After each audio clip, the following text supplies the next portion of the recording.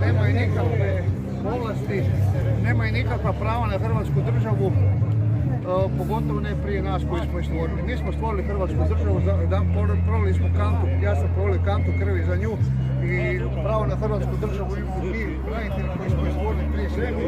Ne može netko u našoj državi mahati petokrakama i jugoslavenskim zastavama, jer ja to ne dozvoljavam. Evo ja ne dozvoljavam Gordan Šepalj da netko maše zastavom petokrakom koja je pucala i ubila hrvatske sinove.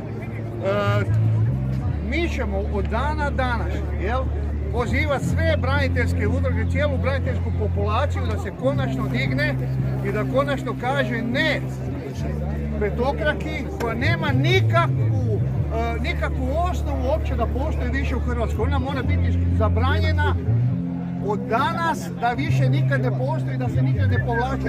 Ono u privatnim svojim kućama, Tomaševike i sve slične jugoslavenske slogani mogu u svojim privatnim kućama držati. Ja im to ja sam onaj koji ne može netko mahati u mojoj državi sa jugoslavenskom zastavom i petokrakom, taj kriminalac koji je stavio nekakav u ustav nekakvu doskočicu da je Hrvatsku stvorila, da je stvorila na antifašizmu, nije istina. Hrvatsku su stvorili mladi dečki koji su 1991. godine branili volju naroda na referendumu, jer taj referendum i odluku naroda napala Jugoslavenska narodna armija s petokrakom i pucala, ubijala i rušila Hrvatsku. Volju naroda niko ne može usporiti, a mi smo je obranili volju naroda. 15.1.1992. godine smo dobili priznanje da imamo svoju državu. Znači mi koji smo je stvorili, mi ćemo odlučivati da li petokraka može biti u Hrvatskoj ili ne može.